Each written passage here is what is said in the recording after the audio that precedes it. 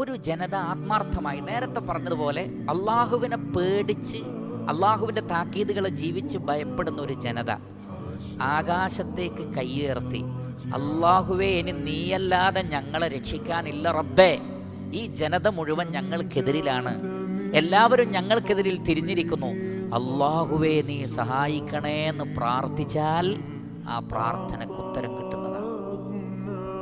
പക്ഷെ ഈ പ്രാർത്ഥന വളരെ കുറവാണ്. ഞാൻ പലപ്പോഴും എന്നെയും നിങ്ങളെയും വ്യത്യസ്തങ്ങളായ സന്ദർഭങ്ങളിൽ ആവർത്തിച്ച് ഓർമ്മപ്പെടുത്തുന്ന കാര്യം, ദുആ കുറവാണ് നമുക്ക്, അല്ലാത്ത ഡയലോഗുകളാണ് കൂടുതൽ. ശ്രദ്ധിച്ചു നോക്കൂ. ഓരോ വ്യക്തിയും തന്നോട് ചോദിക്കൂ, നമ്മുടെ വിഷയത്തിൽ, നമുക്ക് ഭീതിയുള്ള വിഷയത്തിൽ, നമ്മെ ഭയപ്പെടുത്തുന്ന ആളുകളുടെ കാര്യത്തിൽ, നമ്മുടെ നാടുകളിലുള്ള വ്യത്യസ്തങ്ങളായ സാഹചര്യങ്ങളുടെ വിഷയത്തിൽ പടച്ച റബ്ബിനോട് തഹജ്ജുദ് നമസ്കരിച്ച് ദുആ ചെയ്യാൻ നമുക്ക് സാധിക്കുന്നുണ്ടോ? നമ്മുടെ സുജൂദുകളിൽ ആ ദുആ വരുന്നുണ്ടോ?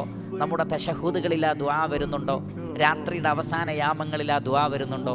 നമ്മൾ നമ്മുടെ കാര്യങ്ങൾ ദുആ ചെയ്യുന്നു. കച്ചവടം, ഭാര്യ, വാഹനം തുടങ്ങിയ വിഷയങ്ങളിലൊക്കെയാണ് അധികവും ദുആ.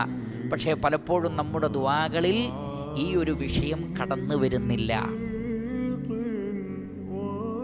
മറിച്ച് പ്രിയപ്പെട്ട സഹോദരങ്ങളെ, നമുക്കൊരു രക്ഷയുമില്ലാതിരിക്കുമ്പോൾ, എല്ലാ നീതിയും ന്യായവും എല്ലാം അസ്തമിച്ചു പോവുകയും സത്യസന്ധത എവിടെയും കാണാതിരിക്കുകയും ക്രൂരന്മാർ മാത്രം വളരുകയും ചെയ്യുന്ന സന്ദർഭത്തിൽ റഹ്മാനായ റബ്ബ് എല്ലാം കാണുന്നുണ്ട്.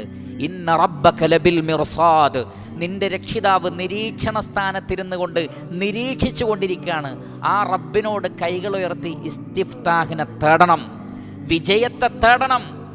സത്യത്തിൻ്റെ പക്ഷത്തെ വിജയിപ്പിക്കാൻ വേണ്ടി റബ്ബിനോട് പറയണം. പ്രവൃത്തിയും പ്രാർത്ഥനയും ഒത്തുവന്നാൽ ذَلِكَ لِمَنْ خَافَ مَقَامِي وَخَافَ وَعِيدِ وَاسْتَفْتَحُوا. അമല് ചെയ്തിട്ടാണ് ദുആ, അമലൊന്നുമില്ലാതെയുള്ള ദുആ അല്ല, മറിച്ച് അമലും വേണം ദുആയും വേണം.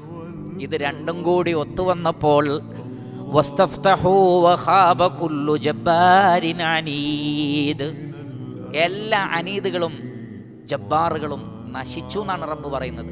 അത് സംഭവിക്കുന്നത് റഹ്മാനായ റബ്ബിന്റെ സുന്നത്താണ്.